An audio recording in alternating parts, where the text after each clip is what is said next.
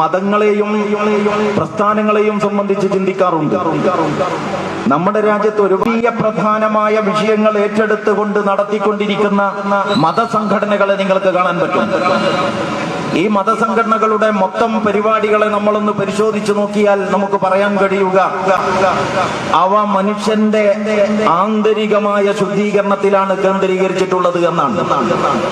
മതസംഘടനകളുടെ പൊതുവായ മേഖല അതാണ്. എല്ലാ വേദങ്ങളിലും അതുപോലെ തന്നെ പുരാണങ്ങളിലും വിശുദ്ധ ഗ്രന്ഥങ്ങളിലുമൊക്കെ ഈ മനുഷ്യനകത്ത് പൈശാചികവും മൃഗീയവുമായ പല പ്രേരണകളുമുണ്ട് എന്ന് പറയപ്പെട്ടിട്ടുണ്ട്. ആ പ്രേരണകളും മനുഷ്യനും മനുഷ്യത്വവും തമ്മിൽ ഒരു തരത്തിലുള്ള സമരം ഓരോരുത്തരുടെയും അകത്ത് നടന്നുകൊണ്ടിരിക്കുന്നുണ്ട്. നമുക്കതിനെ വേണമെങ്കിൽ ദേഹേച്ഛയും ദൈവേച്ഛയും തമ്മിലുള്ള സമരം എന്ന് പറയാം. ശങ്കരാചാര്യർ അദ്ദേഹത്തിന്റെ ഉപദേശങ്ങളിൽ അങ്ങനെ പറഞ്ഞിട്ടുണ്ട്. കാമക്രോധഞ്ച ലോപഞ്ച ദേഹേ ചിസ്തദിഷ്ടഷ്കര ജ്ഞാനരത്നാപഹാരായ തസ്മാ ജാഗ്രത ജാഗ്രത എന്ന് പറഞ്ഞാൽ കാമവും ക്രോധവും ലോഭവുമാണ് ജ്ഞാനമാകുന്ന രത്നത്തെ അപഹരിച്ചു കളയുന്ന കള്ളൻ. അതുകൊണ്ട് തന്നെ അതിനെതിരെ ജാഗ്രത പാലിക്കണം. കാമം, ക്രോധം, ലോഭം. ونفس وما سواها فألهمها فجورها وتقواها قد أفلح من زكاها وقد خاب من دساها. വിശുദ്ധ ഖുർആനിൽ ഇങ്ങനെ ഒരു പരാമർശമുണ്ട്. മനുഷ്യന്റെ ഉള്ളിൽ ധർമാധർമ്മങ്ങളെ കുറിച്ചുള്ള ഒരു ഉത്ബോധനം നൽകപ്പെട്ടിരിക്കുന്നു.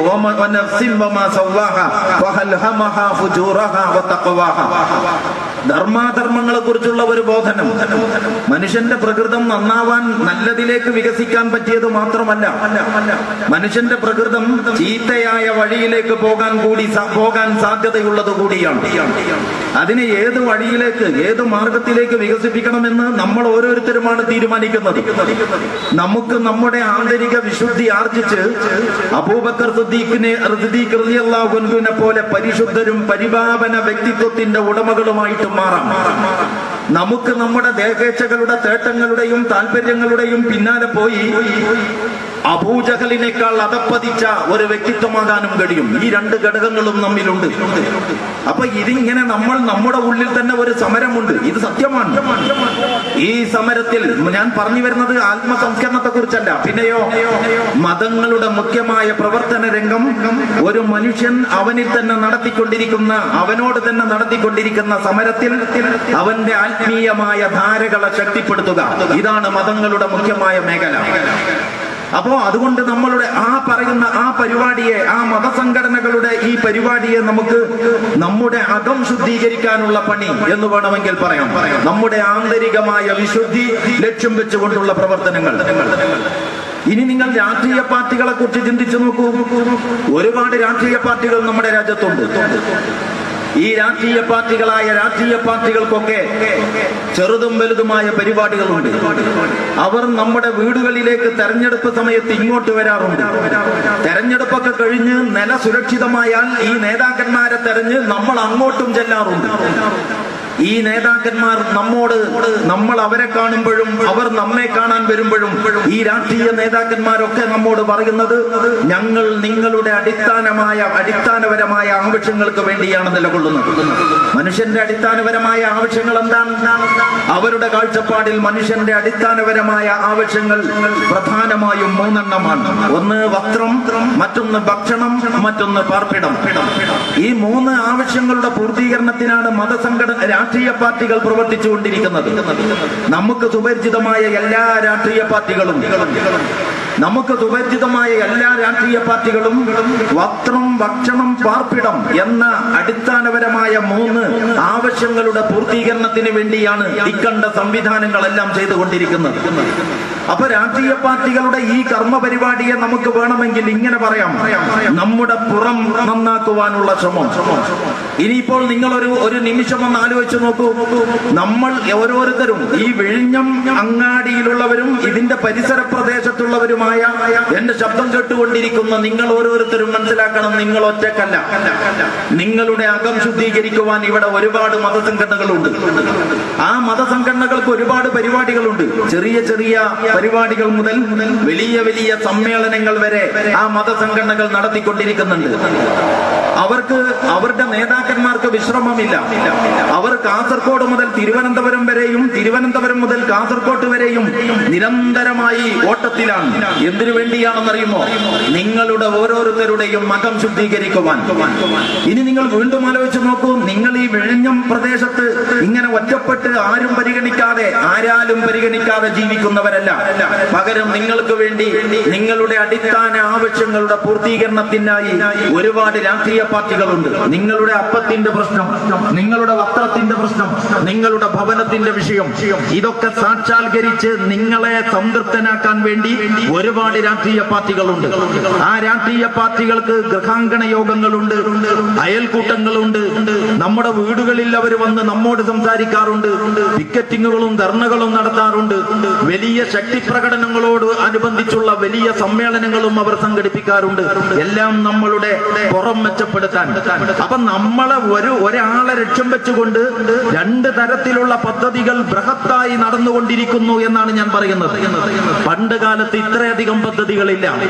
ഒരു 50 or 60 കൊല്ലങ്ങൾക്ക് മുമ്പ് ഈ കേരളക്കരയിലെ ഓരോ പ്രദേശത്തും, നമ്മുടെ ഈ തിരുവനന്തപുരം ജില്ലയിലെ അല്ലെങ്കിൽ നമ്മുടെ ഈ വിഴിഞ്ഞം പ്രദേശത്തെ ഓരോ പ്രദേശത്തും നിങ്ങൾ എടുത്തു നോക്ക്.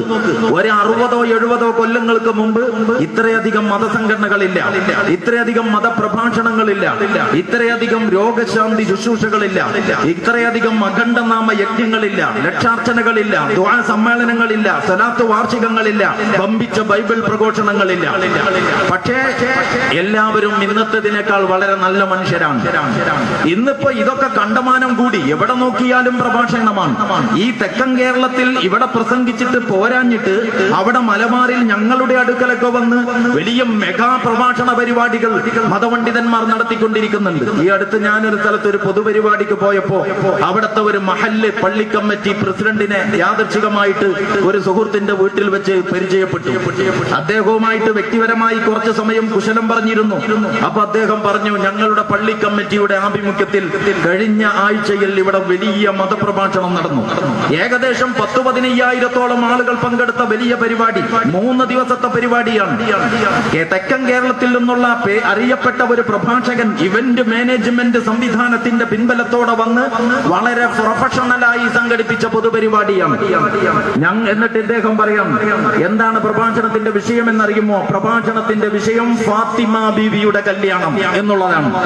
ഈ ഏക സിവിൽ കോഡിന്റെ പ്രശ്നം നടക്കുന്ന കാലത്ത് ട്രംപ് അവിടെ അമേരിക്കയിൽ അധികാരത്തിൽ വന്നിട്ട് മുസ്ലിം സമൂഹത്തിനെതിരിലും മറ്റ് വെള്ളക്കാരല്ലാത്ത വിഭാഗങ്ങൾക്കെതിരിലും വമ്പിച്ച യുദ്ധപ്രഖ്യാപനം നടത്തിയ കാലത്ത്, മുത്തലാഖ് വളരെ സജീവമായ ചർച്ചയായ കാലത്ത്, ഭീകരവേട്ടയുടെ പേരിൽ നിരപരാധികൾ വേട്ടയാടപ്പെട്ട് തുറുങ്കിലടക്കപ്പെട്ടുകൊണ്ടിരിക്കുന്ന കാലത്ത്, ഇങ്ങനെയുള്ള ഒരു സമയത്ത് ഇമാതിരി ഒരു വിഷയത്തെക്കുറിച്ചും സംസാരിക്കാതെ ഫാത്തിമ ബീവിയുടെ കല്യാണം 3 ദിവസം, വിഷയം അതൊന്നുമല്ല. എന്നിട്ട് അദ്ദേഹം പറയാൻ, റസൂലുള്ളാഹി സ്വല്ലല്ലാഹു അലൈഹി വസല്ലമക്ക് 5 പൈസയുടെ ചെലവില്ലാത്ത ആ കല്യാണത്തിന്റെ പേരിൽ ഞങ്ങളുടെ പള്ളി കമ്മിറ്റിക്ക് 15 ലക്ഷം രൂപ കിട്ടി എന്നാണ് അദ്ദേഹം പറഞ്ഞത്. ആലോചിച്ച് നോക്കണം നിങ്ങൾ. അപ്പൊ ഈ രീതിയിലുള്ള ഒരുപാട് പരിപാടികൾ എല്ലാ വിഭാഗങ്ങളും നടത്തിക്കൊണ്ടിരിക്കുന്നു. ഇത് മതസംഘടനകളുടെ കാര്യം. ഇനി രാഷ്ട്രീയ പാർട്ടികളുടെ കാര്യം നോക്കൂ. ഞാനിപ്പോ ഇവിടെ ഇന്നിപ്പോ ഇങ്ങോട്ട് വരുന്നതിന്റെ ഇടയിൽ, യാത്രക്കിടയിൽ ലോ അക്കാദമിയിൽ നടക്കുന്ന സമരപ്പന്തൽ സന്ദർശിച്ചു. ഇവിടെ അടുത്താണത്.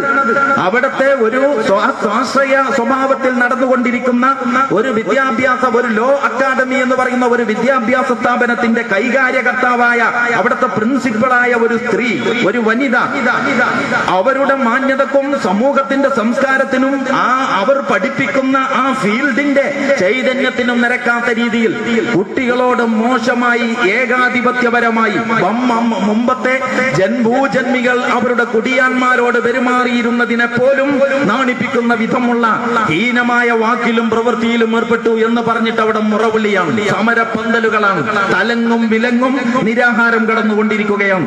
സിൻഡിക്കേറ്റിന്റെ യോഗം നടന്നിട്ട് പ്രത്യേകിച്ചൊന്നും സംഭവിച്ചിട്ടില്ല എന്ന മട്ടിൽ സിൻഡിക്കേറ്റ് അംഗങ്ങൾ കാപ്പി കുടിച്ചു പിരിഞ്ഞു എന്നാണ് കിട്ടിയിട്ടുള്ള വിവരം. അങ്ങനെ അവിടെ പമ്പിച്ച പ്രതിഷേധം മലയടിക്കുകയാണ്. അപ്പൊ ഞാൻ പറഞ്ഞു വരുന്നത്, ഞാൻ ആ വിഷയത്തിലേക്ക് ഇപ്പൊ പോകുന്നില്ല. ഞാൻ പറഞ്ഞു വരുന്നത് രാഷ്ട്രീയ പാർട്ടികൾ സജീവമാണ്.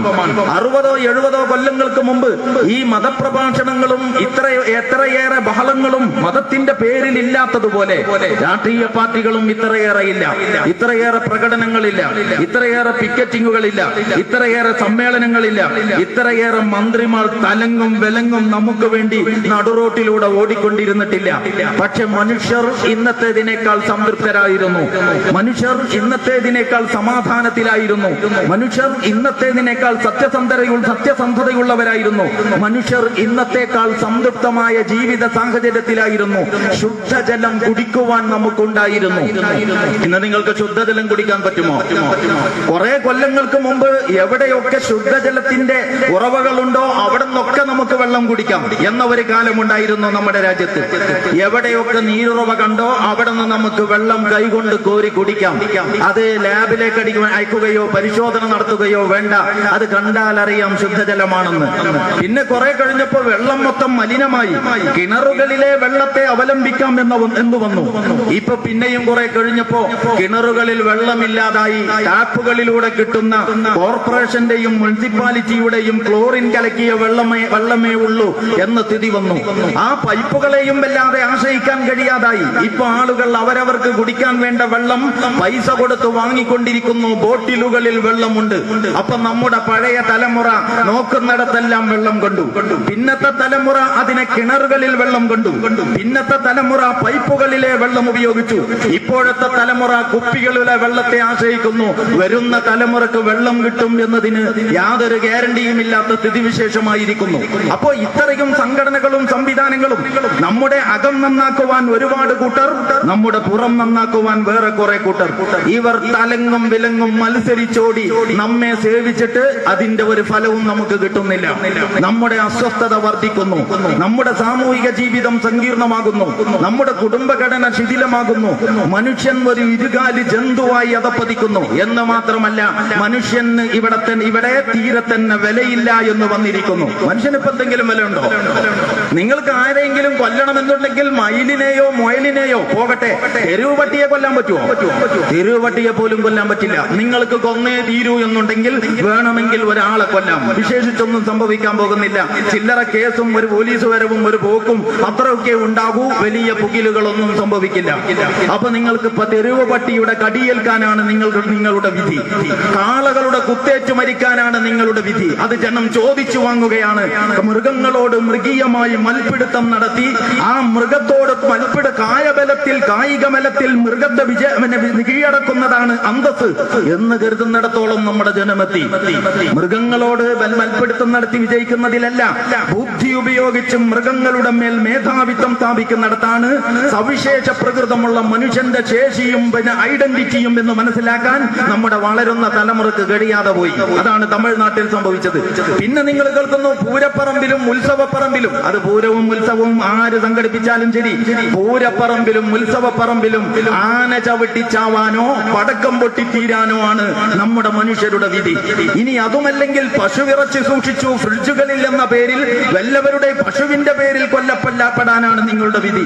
ഇവിടെ തെരുവ് നായ്ക്കൾ വാണരുളുന്നു, ഇവിടെ കാളകൾ അവരെ ചീറ്റിയടിക്കുന്നു, ഇവിടെ ആനകൾ രംഗം കയ്യിലടക്കുന്നു, ഇവിടെ പശുക്കളുടെ പേരിൽ വേട്ടയാടപ്പെടുന്നു.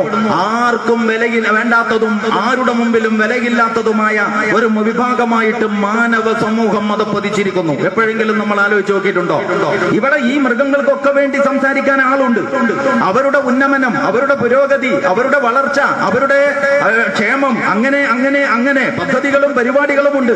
മനുഷ്യന്റെ ക്ഷേമത്തിന് വേണ്ടി യഥാർത്ഥത്തിൽ ഇവിടെ എന്തു പണിയാണ് നടക്കുന്നത്? അപ്പൊ ഞാൻ പറഞ്ഞ മതസംഘടനകളുടെ പരിപാടികളുണ്ട്, രാഷ്ട്രീയ പാർട്ടികളുടെ പ്രവർത്തനങ്ങളുണ്ട്. ഇതിന്റെ ദൗർബല്യം എന്താണെന്ന് നിങ്ങൾ ആലോചിച്ച് നോക്കിയിട്ടുണ്ടോ? മതസംഘടനകളുടെ പരിപാടികളുടെ ഉള്ളടക്കം ദൈവികമാണ്. ഏതോ അർത്ഥത്തിൽ ദൈവികമായ ഉള്ളടക്കമുള്ളവരാണ് മതസംഘടനകൾ. രാഷ്ട്രീയ പാർട്ടികളുടെ അജണ്ടകളുടെ ഉള്ളടക്കം ഭൗതികമാണ്. അപ്പൊ മനുഷ്യന്റെ ഒരേ ഒരൊറ്റ സൃഷ്ടിയിലേക്ക്, മനുഷ്യന്റെ ഒരേ ഒരു വസ്തുവിലേക്ക് ആത്മീയമായ ഉള്ളടക്കവും കൊണ്ട് ഒരു കൂട്ടർ വരുന്നു, ഭൗതികമായ ഉള്ളടക്കം കൊണ്ട് വേറൊരു കൂട്ടരും വരുന്നു എന്ന് പറഞ്ഞാൽ ഒരേ ആൾക്ക് രണ്ട് ചികിത്സ. അകം നന്നാക്കുന്നവരുടെ പദ്ധതി ഒന്ന് വേറെ, പുറം നന്നാക്കാൻ വന്നവരുടെ പരിപാടിയുടെ സ്വഭാവം ഒന്ന് വേറെ. ഇതിന്റെ ഇടയിൽ ശ്വാസം മുട്ടി നിൽക്കുകയാണ് മനുഷ്യൻ. യഥാർത്ഥത്തിൽ ഇത് മനുഷ്യ പ്രകൃതിക്ക് വിരുദ്ധമാണ് എന്നാണ് ജമാഅത്തെ ഇസ്ലാമിക്ക് പറയാനുള്ളത്. ഞാൻ ആദ്യം പറയുന്നത് ജമാഅത്തെ ഇസ്ലാമിയുടെ കാഴ്ചപ്പാടിൽ ഇസ്ലാം എന്താണ്, മതം എന്താണ്, മതത്തിന്റെ പ്രസക്തി എന്താണ് എന്നതിനെ സംബന്ധിച്ചാണ്. ഒരുപാട് പറയാൻ ഇവിടെ സന്ദർഭമില്ല. അതുകൊണ്ട് പ്രധാനപ്പെട്ടതെന്ന് എനിക്ക് തോന്നിയ കുറച്ച് കാര്യങ്ങളിലേക്ക് ഞാൻ ഈ സന്ദർഭത്തിൽ നിങ്ങളുടെ ശ്രദ്ധ തിരിക്കാനാണ് ആഗ്രഹിക്കുന്നത്. പ്രിയമുള്ളവരെ, ഈ ലോകത്തെ കുറിച്ച് നിങ്ങൾ ചിന്തിച്ചു നോക്കിയിട്ടുണ്ടോ? വളരെ കൃത്യമായ ഒരു വ്യവസ്ഥാപിതത്വം ഇവിടെയുണ്ട്. ഇതൊന്നും യാദൃശികമായിട്ടുണ്ടായതല്ല. ഒരു കുറെ കൊല്ലങ്ങൾക്ക് മുമ്പ് ദൈവമില്ലെന്ന് പറഞ്ഞ് പൊറാട്ട് നാടകവും തെരുവ് നാടകവും കളിക്കാൻ ആളുകൾ ഉണ്ടായിരുന്നു. ഇന്നിപ്പോ അതിനൊന്നും ആളെ കിട്ടൂല. ഇന്നിപ്പോ വിശ്വാസം ഇല്ലാത്ത ഒരു പ്രശ്നവുമില്ല. വിശ്വാസം ഏറിയതിന്റെ പ്രശ്നം മാത്രമേ ഉള്ളൂ. അങ്ങനെ വിശ്വസിച്ച് പോകല്ലേ എന്ന് പറയലാണ് ഇപ്പൊ നമ്മുടെ പണി. അല്ലാതെ വിശ്വസിക്കണം വിശ്വസിക്കണം എന്നല്ല. അപ്പൊ എല്ലായിടത്തും സ്വീകരിക്കപ്പെട്ടു വിശ്വാസം. പക്ഷേ അത് നമ്മളുടെ മനസമാധാനത്തിന് വേണ്ടിയുള്ള ഒരു അടവ് നയം മാത്രമാണ്. അങ്ങനത്തെ വിശ്വാസം കൊണ്ട് മനുഷ്യൻ രക്ഷപ്പെടൂല. എങ്ങനത്തെ വിശ്വാസം? ഒരു മേമ്പടിക്ക് ഒരു ആത്മീയതയുടെ ഒരു ഒപ്പ് ചാർത്തുക. ഞാൻ പലപ്പോഴും പറയാറുള്ളത്, നിങ്ങൾ ഈ ലോട്ടറി ടിക്കറ്റുകാരന്റെ പരസ്യം കേട്ടിട്ടുണ്ടോ?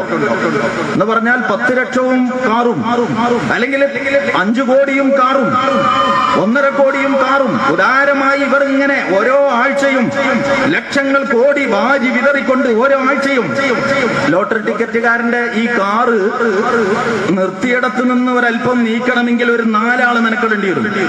അമ്മാതിരി കാറിൽ വെച്ചുകൊണ്ടാണ് ഓരോ ആഴ്ചയും 10 ലക്ഷവും കാറും. എന്നിട്ട് ഈ ലോട്ടറി ടിക്കറ്റുകാരൻ ബസ്സിലൊക്കെ വന്നിട്ട് നിങ്ങൾ കണ്ടിട്ടില്ലേ? അങ്ങാടിയിലും ബസ്സിലൊക്കെ കാണാം. എത്രയും പെട്ടെന്ന് വിറ്റ് തീർക്കണം എന്നതാണ് ഇവരുടെ മനസ്സ്. ഞാൻ എപ്പോഴും ചിന്തിക്കും, ഇതൊക്കെ കോടികളുടെ സമ്മാനാണെങ്കിൽ എന്തിനാപ്പത് മറ്റുള്ളവർക്ക് കൊടുക്കുന്നത്? ഇയാളെ കയ്യിൽ തന്നെ വെച്ചൂടെ? പക്ഷേ അപ്പോ വിഷയം എന്താന്ന് ചോദിച്ചാൽ, ഈ ലോട്ടറി ടിക്കറ്റുകാരന്റെ പരസ്യം കേട്ടാൽ നിങ്ങൾക്ക് മനസ്സിലാവും.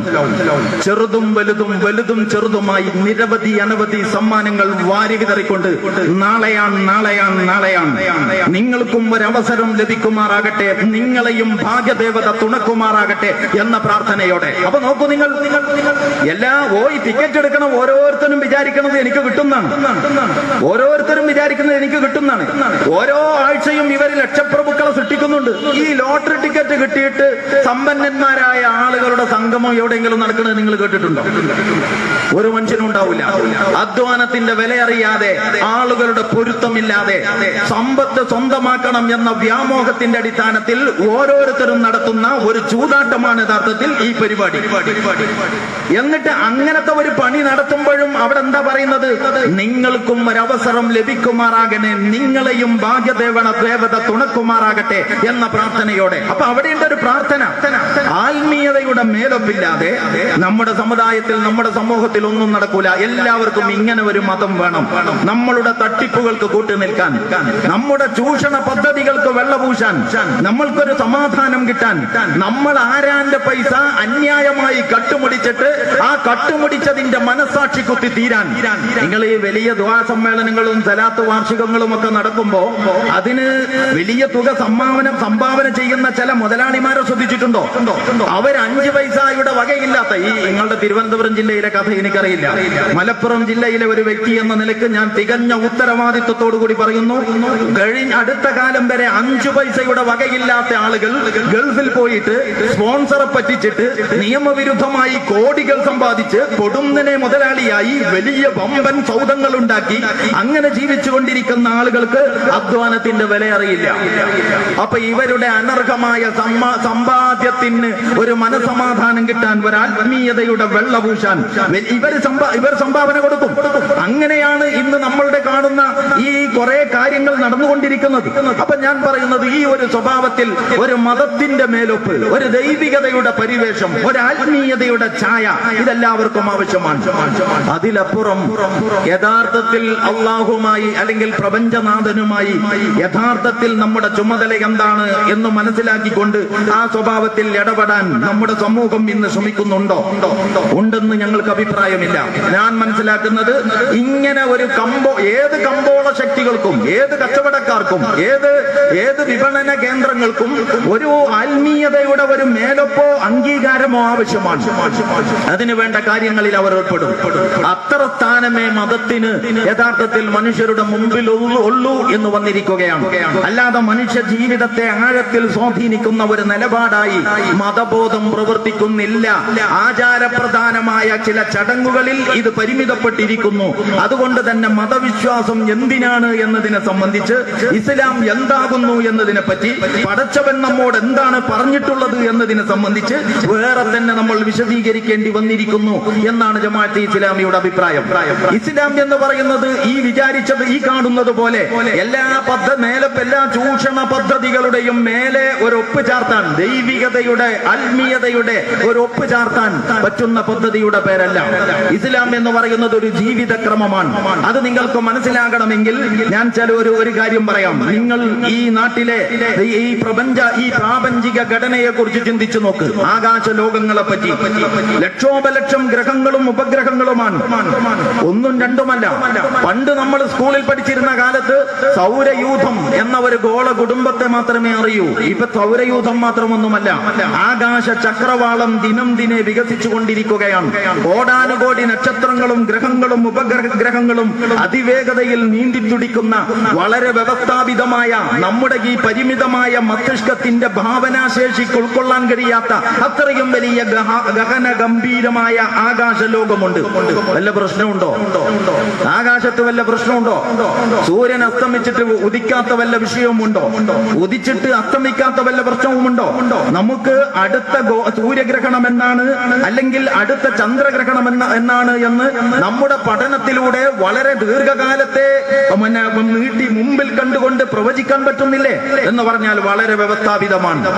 എങ്ങനെ ആകാശലോകം വ്യവസ്ഥാപിതമായി? എങ്ങനെയാണ് ആകാശലോകം വ്യവസ്ഥാപിതമായത്? യാദൃച്ഛികമായിട്ടുണ്ടായതാണോ? നമ്മുടെ ഭൗതികന്മാരുടെ സിദ്ധാന്തം അനുസരിച്ച് എല്ലാം സ്ഫോടനങ്ങളിലൂടെ അങ്ങനെ വികാസം പ്രാപിച്ച് യാദൃച്ഛികതകളിലൂടെ രൂപപ്പെട്ടു വന്നു ഈ പ്രപഞ്ചമെന്ന് ബുദ്ധിക്ക് വകതിരിവുള്ള വല്ലവനും വിശ്വസിക്കുമോ? എത്രമാത്രം മനോഹരമാണ് ആകാശഗംഗ! എത്രമാത്രം! ആകാശത്തിലേക്കൊന്നും പോകണ്ട. വിശുദ്ധ ഖുർആൻ പറഞ്ഞതുപോലെ നിങ്ങൾ എന്തിനാ പ്രപഞ്ചത്തെ കുറിച്ചൊക്കെ ചിന്തിച്ച് ടെൻഷൻ അടിക്കുന്നത്? അങ്ങോട്ടൊന്നും പോകണ്ട. അള്ളാഹു പറയാണ് നിങ്ങളെ കുറിച്ച് തന്നെ ഒന്ന് ചിന്തിച്ചു നോക്ക്. നമ്മളെ കുറിച്ച്, നമ്മളെ ഓരോരുത്തരെയും സംബന്ധിച്ച് നമ്മളൊന്ന് ചിന്തിച്ചാൽ, എന്റെ വിരലിന്റെ അഗ്രം പോലെ വിരലിന്റെ അഗ്രമുള്ള എന്ന് പറഞ്ഞാൽ വിരലടയാളമുണ്ടല്ലോ, വളരെ പ്രധാനപ്പെട്ട രേഖകളിലൊന്നും എഴുതി ഒപ്പിട്ടാൽ പറ്റില്ല. ഞാൻ IAS കാരനാണ്, അല്ലെങ്കിൽ IFS കാരനാണ്, അല്ലെങ്കിൽ ഡോക്ടറേറ്റ് ഉള്ളവനാണ്, എനിക്ക് വിരലടയാളത്തിന്റെ ആവശ്യമില്ല, ഞാൻ എഴുതി ഒപ്പിട്ട് കൊള്ളാം എന്ന് പറഞ്ഞാൽ സ്വീകരിക്കപ്പെട്ടില്ല. കാരണം പ്രധാന രേഖകളിൽ തമ്പ് ഇംപ്രഷൻ, വിരലടയാളം തന്നെ വേണം. എന്താ വിരലടയാളത്തിന്റെ കാര്യം? ആകെ ഇത്രയാണുള്ളത് സ്ഥലം. ഏക്കറക്കണക്കിന് സ്ഥലമുണ്ടെങ്കിൽ നന്നായിട്ടൊന്ന് വൈവിധ്യമാർന്ന രീതിയിൽ ഡിസൈൻ ചെയ്തെടുക്കാൻ പറ്റും. ഇത് ഇത്രയേ ഉള്ളൂ വിരലിന്റെ തുമ്പ്. വിശുദ്ധ ഖുർആൻ പറയുകയാണ്, മരിച്ച് മണ്ണടിഞ്ഞ മനുഷ്യൻ എല്ലാം കഴിഞ്ഞ ശേഷം പുനരുജ്ജീവിപ്പിക്കപ്പെടും എന്നാണോ നിങ്ങൾ പറയുന്നത്? ഇതാണ് അന്നത്തെ ആ നിരക്ഷരരായ അറബികളുടെ ചോദ്യം.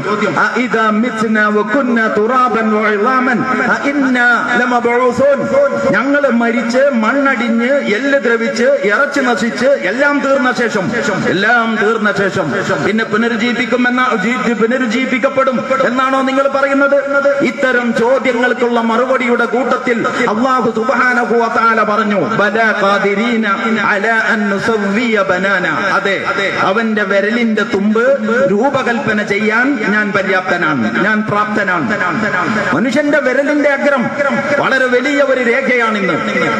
ഒരാളുടെ വിരലറ്റം പോലെ മറ്റൊരാളുടെ വിരലിന്റെ തുമ്പില്ല. ഇത് യാദൃശികമാണെന്ന് പറയാൻ പറ്റുമോ? ഇത്രയും വ്യവസ്ഥാപിതമായ ഒരു ആസൂത്രണം. 600 കോടി മനുഷ്യരുണ്ടെങ്കിൽ 1200 കോടി കൈകളുണ്ടെങ്കിൽ 1200 കോടി കൈകളുടെയും വിരലിന്റെ അഗ്രം ഇത്തിരി പോന്ന ഈ സ്ഥലത്ത് ഒരാളുടേതുപോലെ വേറൊരാളുടേതില്ലാത്ത സൃഷ്ടി വൈഭവം. മാത്രമല്ല, ഇന്റർനാഷണൽ എയർപോർട്ടുകളിൽ യാത്ര പോകുമ്പോ നമ്മുടെ കണ്ണിന്റെ ഫോട്ടോ എടുക്കും കമ്പ്യൂട്ടർ ഉപയോഗിച്ചിട്ട്. അപ്പൊ എന്റെ കണ്ണ് പോലെ കണ്ണുള്ള വേറെ വേറെ ഒരു മനുഷ്യനുമില്ല. നമ്മുടെ ഗന്ധം എന്ന് പറഞ്ഞാൽ പോലീസ് നായ പിടിക്കുന്ന ഗന്ധം, അത് കുളിച്ച സോപ്പിന്റെ ഗന്ധമല്ല, അത് ഉപയോഗിച്ച സ്പ്രേയുടെ ഗന്ധമല്ല, അത് നമ്മുടെ വിയർപ്പിന്റെ ദുർഗന്ധവുമല്ല. അത് മനുഷ്യ സഹജമായ എന്ത് ചെയ്താലും മാറാത്ത ഒരു മണം മനുഷ്യനോടൊപ്പമുണ്ട്. ആ മണം എല്ലാവരുടേതും ഒരുപോലെയാണെങ്കിൽ പോലീസ് നായ ആകെ ആശയക്കുഴപ്പത്തിലായനെ. അപ്പൊ ഓരോരുത്തർക്കും സവിശേഷമായ ഗന്ധം. നോക്കൂ, നിങ്ങൾ നമ്മുടെ മുടി പോലെ, ഒരാളുടെ മുടി പോലെ വേറൊരാളുടെ മുടിയുമില്ല. അതാണ് വഫീ അൻഫുസികും അഫലാ തുബ്സിറൂൻ. നിങ്ങളെ കുറിച്ച് തന്നെ നിങ്ങളൊന്ന് ചിന്തിച്ചു നോക്കൂ. ഈ ഭൂമിയെ പറ്റി ഭൂമിയുടെ 70% ഭാഗം വെള്ളമാണ്. അതും വെറും വെള്ളമല്ല, ഉപ്പ് ജലം. ഞാൻ പലയിടത്തും പറഞ്ഞിട്ടുണ്ട്, നമ്മൾ ഈ ഭൂമിക്ക് പുറത്ത് നിന്ന് ഭൂമിയെ ഇങ്ങനെ നോക്കിയാൽ ഭൂമിയെ പടച്ച തമ്പുരാൻ ഉപ്പിലിട്ട് വെച്ചിരിക്കുകയാണ് എന്ന് തോന്നും. കാരണം 70% വെള്ളത്തിനിടയിലാണ് 30% കര. ആ സമുദ്രജലം ഉപ്പ് ജലമാണ്. അത് ശുദ്ധജലമായിരുന്നുവെങ്കിൽ എല്ലാ വേസ്റ്റുകളും, എല്ലാ എച്ചിലുകളും, എല്ലാ കോഴിപ്പാർസുകളും, എല്ലാ ശവശരീരങ്ങളും, എല്ലാ ഇലകളും മുഴുവനും കൂടി അടിഞ്ഞ് ദുർഗന്ധം വമിച്ച് ഈ പ്രപഞ്ചങ്ങളായ സകല പ്രപഞ്ചങ്ങളും നാറിയേനെ. പക്ഷെ അത് ഉപ്പജലമാണ്, പ്രപഞ്ചനാഥന്റെ ആസൂത്രണത്തിന്റെ ഫലമാണ്. എന്നിട്ട് വിശുദ്ധ ഖുർആൻ ചോദിക്കുന്നുണ്ട്, നിങ്ങൾ ഈ മഴയെ കുറിച്ച് ചിന്തിച്ചു നോക്കിയിട്ടുണ്ടോ? നിങ്ങൾ ഈ കുടിക്കുന്ന വെള്ളത്തെ കുറിച്ച് നിങ്ങൾ ചിന്തിച്ചിട്ടുണ്ടോ? മേഘപടലങ്ങളിൽ നിന്ന് ഈ വെള്ളം താഴെ ഇറക്കുന്നത് നിങ്ങളോ അതോ നാമോ? നാം ഉദ്ദേശിച്ചിരുന്നുവെങ്കിൽ അതിനെ ഉപ്പ് രസമുള്ളതാക്കുമായിരുന്നു. എന്നിട്ടും എന്തേ നിങ്ങൾ നന്ദി കാണിക്കാത്തത്? ഞാൻ ഉദ്ദേശിച്ചിരുന്നുവെങ്കിൽ അതിനെ ഉപ്പ് രസമുള്ളതാക്കുമായിരുന്നു. എന്താ സംഭവം നമ്മൾ പിടികിട്ടിയോ? അതായത് ബാഷ്പീകരണം നടക്കുകയാണ് സമുദ്രങ്ങളിൽ നിന്ന്. ബാഷ്പീകരണം നടക്കുന്നത് ശുദ്ധജലാശയങ്ങളിൽ നിന്നല്ല. നമ്മളുടെ കിണറുകൾ, തോടുകൾ, ആറുകൾ, അരുവികൾ, പുഴകളിലൊന്നും വെള്ളം തന്നെയല്ല. ബാക്കി എവിടെയെങ്കിലും വെള്ളമുണ്ടെങ്കിൽ ഇതൊക്കെ മരങ്ങളുടെയും മറ്റും തണലിലും നിഴലിലുമാണ്. അതുകൊണ്ട് ഉദാരമായ ഒരു ശുദ്ധീകരണ, ഒരു ബാഷ്പീകരണ പ്രക്രിയയും നടക്കില്ല. ബാഷ്പീകരണ പ്രക്രിയ ഏറ്റവും കൂടുതൽ സജീവമായി, ഏറ്റവും വ്യവസ്ഥാപിതമായി നടന്നുകൊണ്ടിരിക്കുന്നത് ഉപ്പുവെള്ളത്തിൽ നിന്നാണ്. അപ്പൊ ഉപ്പുവെള്ളത്തിൽ നിന്ന് ബാഷ്പീകരിക്കപ്പെടുമ്പോ നീരാവിയിൽ ഉപ്പിന്റെ അംശമുണ്ടായാൽ മാനത്ത് നിന്ന് മഴ വർഷിക്കുമ്പോ ഉപ്പുമഴ പെയ്യും. അതിനെപ്പറ്റി 14 നൂറ്റാണ്ടുകൾക്ക് മുമ്പ് വിശുദ്ധ ഖുർആൻ നാം ഉദ്ദേശിച്ചിരുന്നുവെങ്കിൽ അത് ഉപ്പ് രസമുള്ളതായി മാറിയേനെ. അപ്പോ ഉപ്പുമഴ പെയ്യാതെ ഉപകാരപ്പെടുന്ന രീതിയിൽ വെള്ളം ശുദ്ധീകരിച്ചിട്ട് അപ്പോ ഈ സമുദ്ര ജലത്തിൽ നിന്ന് ബാഷ്പീകരണം നടക്കുമ്പോ ഉപ്പിന്റെ അംശം കളഞ്ഞ് ശുദ്ധജലം മാത്രം ഉയർത്തുക യാദൃച്ഛികമായിട്ട് സംഭവിക്കുമോ? അതുകൊണ്ട് ഞാൻ പറയുന്നത്, ഈ പ്രപഞ്ചത്തിനൊരു നാഥനുണ്ട്. ആ നാഥന്റെ നിയന്ത്രണത്തിലാണ് ആവാസ വ്യവസ്ഥ. ഖുർആനിന്റെ ഒരു പ്രഖ്യാപനമുണ്ട്,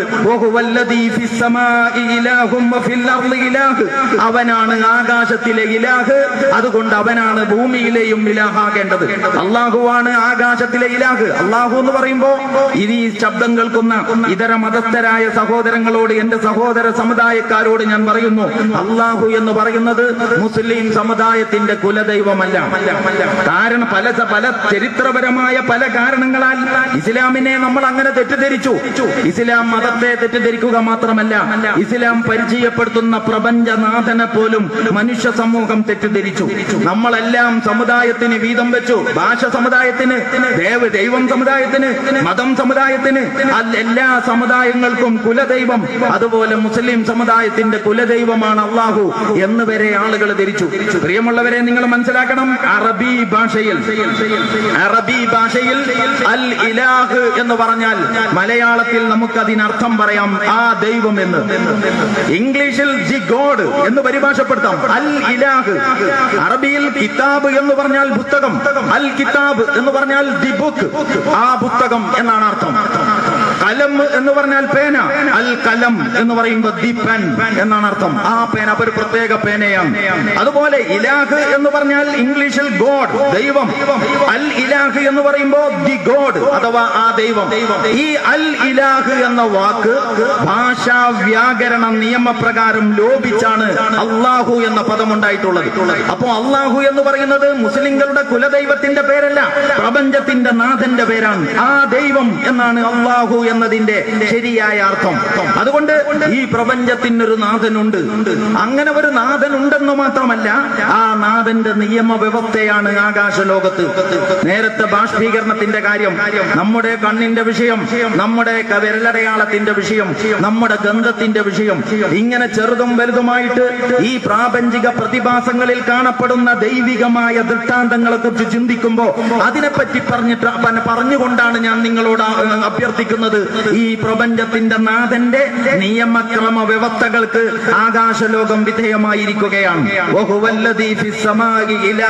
ആകാശത്തിലെ ഇലാഹ് അവനാണ് എന്ന് പറഞ്ഞാൽ അവന്റെ കൽപ്പനയാണ് അവിടെ നടക്കുന്നത്, അവന്റെ നിയമമാണ് അവിടെ നടപ്പിലാക്കപ്പെടുന്നത്, അവന്റെ ഓർഡറുകൾ അവിടെ ചോദ്യം ചെയ്യപ്പെടാതെ അനുസരിക്കപ്പെടുകയാണ്. അതുകൊണ്ടാണ് അത് തട്ടിമുട്ടി തകിടം മറിയാത്തത്. നമ്മുടെ നാട്ടിലെ ഓട്ടോറിക്ഷകൾ ഓടുന്നത് പോലെയാണ് അവിടെ ഗോളങ്ങൾ ഓടിയിരുന്നുവെങ്കിൽ ഈ പ്രാപഞ്ചിക വ്യവസ്ഥ തട്ടിമുട്ടി തകിടം മറിഞ്ഞേനെ. അപ്പോ ആകാശലോകത്ത് വളരെ കൃത്യമായ ഒരു വ്യവസ്ഥയുണ്ട്. ആ വ്യവസ്ഥയെ പറ്റി പറഞ്ഞിട്ട് പ്രപഞ്ചനാഥൻ നമ്മളോട് പറയുകയാണ്. ഇവിടുത്തെ മുസ്ലിങ്ങളോട് മാത്രമല്ല, എല്ലാ മനുഷ്യരോടുമാണ് പറയുന്നത്. എന്ത്?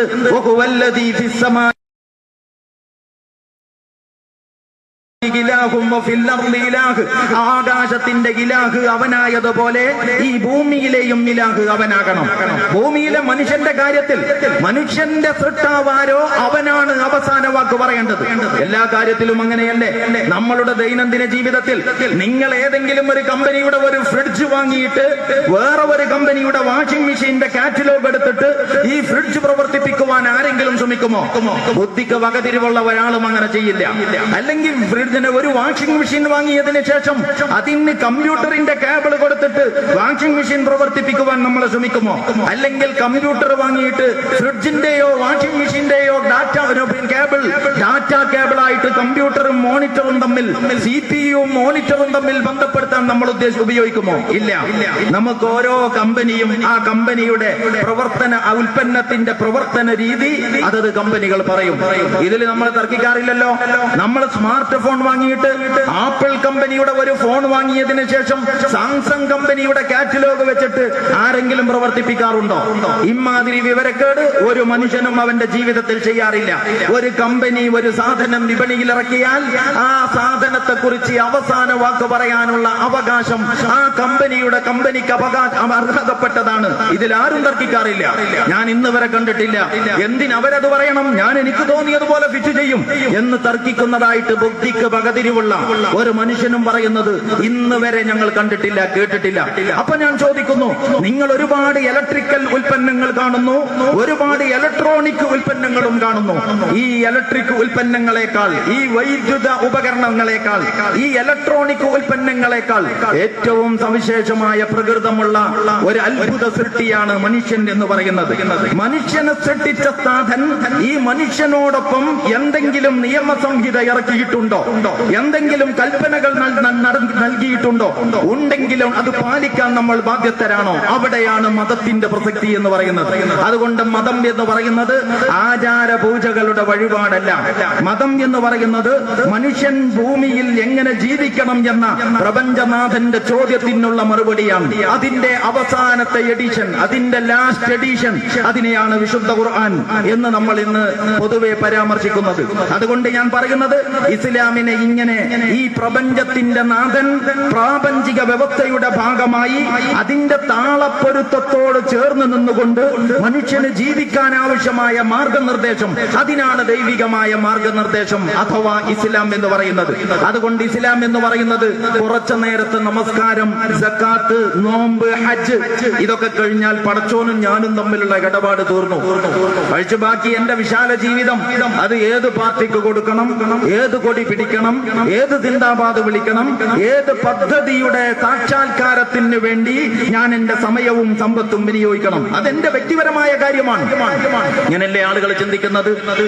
ഇങ്ങനെ ജനങ്ങൾ ചിന്തിക്കാൻ എന്നാണ് തുടങ്ങിയത് എന്ന് നിങ്ങൾക്കറിയുമോ? യഥാർത്ഥത്തിൽ ഇങ്ങനെയായിരുന്നില്ല കാലം. നിങ്ങൾ ഇപ്പോ അടുത്താണ് റബീഉൽ അവ്വൽ മാസം കഴിഞ്ഞത്. മുഹമ്മദ് നബി സല്ലല്ലാഹു അലൈഹി വസല്ലം ആ പ്രവാചക ദൗത്യത്തിന്റെ ഏറ്റവും വലിയ സവിശേഷത, ആ പ്രവാചകനെ വിമർശിച്ച നിരൂപകരായ ആളുകൾ, ആ പ്രവാചകന്റെ ദൗത്യത്തെ കുറിച്ച് പഠിച്ച എല്ലാവരും ഒരുപോലെ അംഗീകരിച്ച ഒരു പ്രത്യേകത, ആ പ്രവാചകൻ കൊണ്ടുവന്ന ജീവിത കാഴ്ചപ്പാട് ഇഹലോകത്തെയും പരലോകത്തെയും മനോഹരമായി കൂട്ടിച്ചേർത്തു. ആത്മീയതയെയും മതത്തെയും, ആത്മീയതയെയും ഭൗതികതയെയും സുമോഹനമായി സമ്മേളിപ്പിച്ചു. മതത്തെയും രാഷ്ട്രീയത്തെയും കൂട്ടിയിണക്കി. വൈരുദ്ധ്യമില്ലാത്ത ഒരു നേർരേഖയിൽ മതത്തെയും രാഷ്ട്രീയത്തെയും കൂട്ടിയിണക്കി. ഒരൊറ്റ ജീവിതം, വിഭജിക്കാനാവാത്ത ജീവിതം അങ്ങനെ തന്നെ പൂർണ്ണമായും പ്രപഞ്ചനാഥന്റെ മുമ്പിൽ സമർപ്പിക്കലാണ് മനുഷ്യന്റെ ബാധ്യത. ആത്മീയത മാത്രം ദൈവത്തിന് കൊടുത്താൽ പോരാ. നമ്മൾ ദൈവത്തെ, അള്ളാഹുവിനെ, ഈശ്വരനെ എല്ലാ മതത്തരും കണ്ടുപിടിച്ച ഒരു കുറുക്കു വിദ്യയാണ്. നമ്മൾ സ്കൂളിൽ പഠിക്കുമ്പോൾ കുറുക്കു വിദ്യയിൽ ക്രിയ ചെയ്യാൻ പഠിപ്പിക്കാറുണ്ടല്ലോ. പിന്നീട് നമ്മൾ കാര്യമായിട്ട് കുറുക്കു വിദ്യയിൽ മാത്രമാണ് ക്രിയ ചെയ്തത്. അതുകൊണ്ട് എന്ത് സംഭവിച്ചു? നമ്മൾ പടച്ചോനോട് പറഞ്ഞിരിക്കുകയാണ്, പടച്ചോനെ ഇത് രാഷ്ട്രീയം സംഗതി ലേശം മോശമാണ്, ഞങ്ങളൊക്കെയുള്ള കൈകാര്യം ചെയ്യുന്നത്. അപ്പൊ അതിന്റെ നിലവാരം നിനക്ക് ഊഹിച്ചാൽ അറിയാം. നീ വെറുതെ അതിൽ വന്ന് വഷളാകാൻ നിൽക്കണ്ട. ഞങ്ങൾ ആവശ്യമുള്ളപ്പോ അങ്ങോട്ട് വരാം. നീ അവിടെ പള്ളിയിലിരുന്നോ, നീ അമ്പലത്തിലിരുന്നോ, നീ ചർച്ചിലിരുന്നോ, ആവശ്യമുള്ളപ്പോൾ ഞങ്ങൾ അങ്ങോട്ട് വരാം. നീ ഇതിൽ വന്നിട്ട് ഇടപെടണ്ട. ഇത് ലോകത്ത് പണ്ട് മുതൽ എങ്ങനെയാണ് എന്നാണോ നിങ്ങൾ കരുതുന്നത്? എന്തിന് മറ്റുള്ളവരുടെ കാര്യം പറയണം? ഇന്ത്യ രാജ്യത്തിന്റെ രാഷ്ട്രപിതാവായ ഗാന്ധിജിയുടെ ആത്മകഥ നിങ്ങൾക്ക് സൗജന്യ വിതരണക്കാരുടെ കയ്യിൽ നിന്ന് കിട്ടും. പൈസ പോലും കൊടുക്കണ്ട. അദ്ദേഹത്തിന്റെ എന്ന് പറഞ്ഞാൽ എന്റെ സത്യാന്വേഷണ പരീക്ഷണങ്ങൾ എന്ന് പറയുന്ന ഗാന്ധിജിയുടെ ആത്മകഥ, ഇന്ത്യയുടെ രാഷ്ട്രപിതാവായ ഗാന്ധിജി, അതിലൊരിടത്ത് അദ്ദേഹം പറയുന്നുണ്ട്, ഞാൻ രാഷ്ട്രീയത്തിൽ ഇടപെട്ടുകൊണ്ട് നടത്തിയിട്ടുള്ള സമരങ്ങളും പ്രക്ഷോഭങ്ങളുമെല്ലാം ഈശ്വര സാക്ഷാത്കാരത്തിന് വേണ്ടിയുള്ള എന്റെ പ്രയത്നങ്ങളുടെ തന്നെ ഭാഗമാണ്. അതാണ് ഇന്ത്യയുടെ സംസ്കാരം. ഈ സംസ്കാരത്തെ ഇന്ത്യക്ക് പോലും ഇപ്പൊ പരിചയമില്ലാതെ വന്നിരിക്കുകയാണ്. ഞാൻ പറഞ്ഞു വരുന്നത്, പ്രവാചകന്മാർ ലോകത്തെ പഠിപ്പിച്ച ജീവിത കാഴ്ചപ്പാടിന്റെ പ്രത്യേകത അത് വിഭജനങ്ങൾക്ക് അതീതമാണ് എന്നുള്ളതാണ്. അതിന് സമഗ്രതയുണ്ട് എന്നുള്ളതാണ്. റസൂലുള്ളാഹി സ്വല്ലല്ലാഹു അലൈഹി വസല്ലമയെ നേതാവായി അംഗീകരിക്കുന്നവരാണ് മുസ്ലിം സമുദായം. നിങ്ങൾ ആ പ്രവാചകന്റെ ജീവിതം പഠിക്ക്. പ്രവാചകന്റെ മതജീവിതം, പ്രവാചകന്റെ രാഷ്ട്രീയ ജീവിതം, പ്രവാചകന്റെ സൈനിക ജീവിതം, പ്രവാചകന്റെ കുടുംബ ജീവിതം, പ്രവാചകൻ സ്വല്ലല്ലാഹു അലൈഹി വസല്ലമയുടെ സാമ്പത്തിക പ്രവർത്തനം, പ്രവാചകന്റെ സാമൂഹിക നീതി, പ്രവാചകന്റെ സമത്വത്തിനു വേണ്ടിയുള്ള ഇടപാടുകൾ എല്ലാം നിങ്ങൾക്ക് കാണാൻ പറ്റും. ഒരു വിഭജനവും അവിടെയില്ല.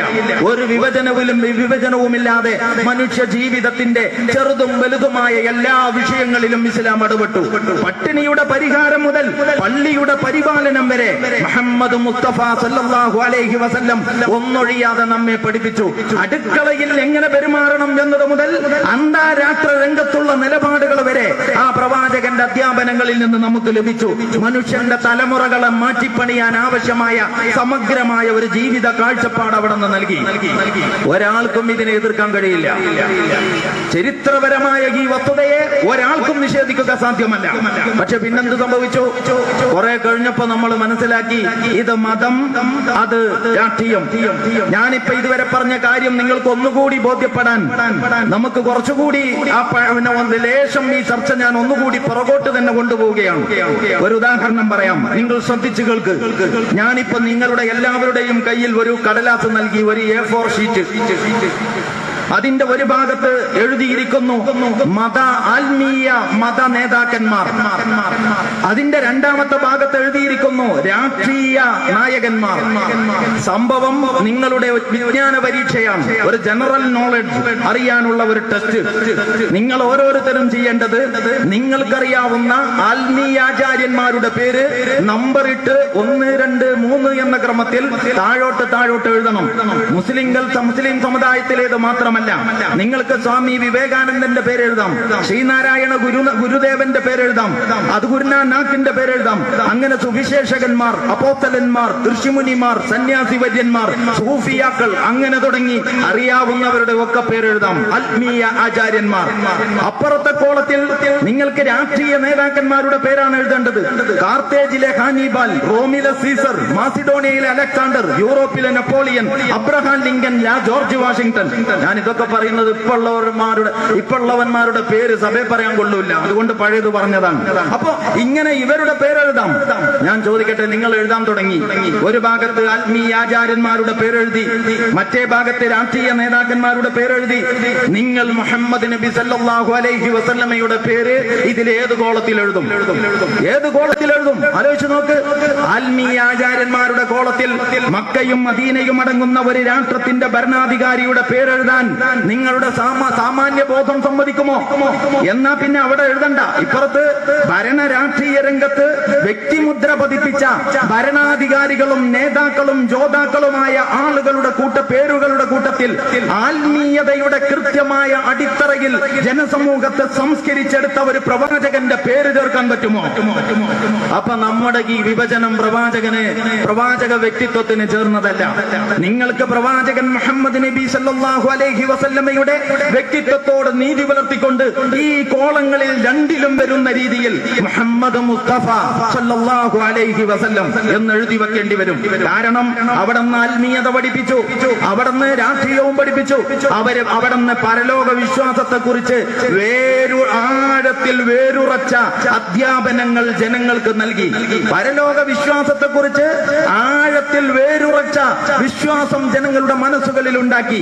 അതേസമയം അവിടുന്ന് ഭരണാധികാരിയായി നിൽക്കുകയും തൊഴിലാളിയുടെ വിയർപ്പ് പറ്റുന്നതിന് മുമ്പ് പ്രതിഫലം നൽകണമെന്ന് കൽപ്പിക്കുകയും ചെയ്തു.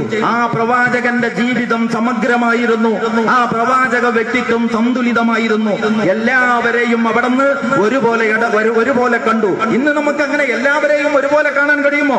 നിലവിലത്തെ പുതിയ പ്രസിഡന്റ്, അമേരിക്കയിലെ പുതിയ പ്രസിഡന്റ് റൊണാൾഡ് ട്രംപ്, അദ്ദേഹത്തിന്റെ സത്യപ്രതിജ്ഞ കഴിഞ്ഞതിന് ശേഷം വെള്ളക്കാരിരിക്കുന്ന ഭാഗത്തേക്ക് തിരിഞ്ഞിട്ട് നിങ്ങളെ ഞാൻ മറക്കുകയില്ല എന്ന് പറയുമ്പോ കറുത്തവരെ നിങ്ങളെ പരിഗണിക്കാൻ പോകുന്നില്ല എന്ന് പറയാതെ പറയുകയാണ് അതിന്റെ ഫലം. ഇത്രയും ലോകം പുരോഗമിച്ച വൈജ്ഞാനിക സ്ഫോടനം നടന്ന ഈ ലോകത്ത് വെള്ളക്കാരെയും കറുത്തവരെയും ഒരുപോലെ മനുഷ്യനായിട്ട് കാണാൻ ഈ ആധുനിക യൂറോപ്പിലെ ആധുനിക അമേരിക്കക്ക് സാധ്യമാകുന്നില്ലെങ്കിൽ എത്രമാത്രം അധപ്പതനത്തിന്റെ ആഴിയിലാണ് ഈ ശാസ്ത്ര സാങ്കേതിക ലോകം ഇന്ന് അധപ്പതിച്ചിരിക്കുന്നത് എന്ന് നിങ്ങൾക്ക് സ്വയം ആലോചിച്ച് നോക്കാം. നമ്മളുടെ രാജ്യത്തേക്ക് വന്നാലോ, ഇവിടത്തെ അധസ്ഥിത വിഭാഗങ്ങൾക്ക് വല്ല പരിഗണനയുമുണ്ടോ? ഇവിടെ പശുവിന് കിട്ടുന്ന പരിഗണന ഇവിടത്തെ ന്യൂനപക്ഷങ്ങൾക്ക് കിട്ടുകയില്ല, ഇവിടത്തെ പിന്നോക്കക്കാരന് കിട്ടുകയില്ല. രോഹിത് വെമുലയെ പറ്റി നമ്മൾ പറയാത്ത ഒരു വേദിയുമില്ല. അതായത് പിന്നാക്ക ജനവിഭാഗത്തിൽപ്പെട്ട ഒരു മനുഷ്യൻ, ഒരു വിദ്യാർത്ഥി പഠനത്തിൽ മികവ് കാണിച്ച് ഉന്നതമായ അവസ്ഥയിൽ ഹൈദരാബാദ് സെൻട്രൽ യൂണിവേഴ്സിറ്റിയിൽ മികവോടെ പഠിച്ചുകൊണ്ടിരിക്കുമ്പോ ജാതീയമായ വിവേചനത്തിന്റെയും പീഡനങ്ങളുടെയും അനന്തരഫലമായിട്ട് എനിക്ക് പഠനത്തിൽ മുന്നോട്ട് പോയി ലക്ഷ്യത്തിലെത്താൻ സാധ്യമല്ലെന്ന് ബോധ്യപ്പെട്ട് പാതി വഴിയിൽ ജീവിതം ഉപേക്ഷിക്കേണ്ടി വന്ന രോഹിത് വെമുലയെ പറ്റി നിങ്ങൾ ആലോചിച്ച് നോക്കണം. അതാണ് ഈ പരിഷ്കരിച്ച ലോകം. എന്തുകൊണ്ട് ഇതിങ്ങനെ വന്നു? ഇവിടെ വളരെ കൃത്യമായ ഒരു കാഴ്ചപ്പാട്, മനുഷ്യനെ കുറിച്ചുള്ള ഒരു കാഴ്ചപ്പാട്, ദൈവത്തെ കുറിച്ചുള്ള ഒരു കാഴ്ചപ്പാട്, മനുഷ്യന്റെ സ്വാതന്ത്ര്യത്തെ കുറിച്ചുള്ള ഒരു കാഴ്ചപ്പാട്, മനുഷ്യ സമത്വത്തെ കുറിച്ചുള്ള ഒരു കാഴ്ചപ്പാട് ആധുനിക ലോകത്തിനില്ല. പ്രവാചകൻ സല്ലല്ലാഹു അലൈഹി വസല്ലമയുടെ സദസ്സിൽ നിങ്ങൾക്ക് കറുകറുത്ത കാഫിരിയായ ബിലാലിനെ കാണാം. നിങ്ങൾക്ക് അവിടെ ഉന്നത കുലജാതരായ ഖുറൈശി കുടുംബത്തിൽപ്പെട്ട അബൂബക്കർ സിദ്ദീഖ് റളിയല്ലാഹു അൻഹുവിനെ കാണാം. ലാ ഫദ്ല ലി അറബിയ്യിൻ വലാ അജമിയ്യിൻ വലാ ലി അബിയദ വലാ ലി അസ്വദ്. റസൂലുള്ളാഹി സ്വല്ലല്ലാഹു അലൈഹി വസല്ലം പറയുകയാണ്, വെളുത്തവന് കറുത്തവനേക്കാൾ, കറുത്തവന് വെളുത്തവനേക്കാൾ ഒരു പരിഗണനയുമില്ല. ഇല്ലാ ബിത്തഖ്വ. പ്രപഞ്ചനാഥന്റെ കൽപ്പനക്ക് ഏറ്റവും കൂടുതൽ വഴിപ്പെടുന്നവനാരാണോ അവനാണ് ഉത്തമൻ. അത് താഴ്ന്നവനായാലും കൊള്ളാം, അത് അധസ്ഥിതന് ഉയർന്നവനായാലും കൊള്ളാം.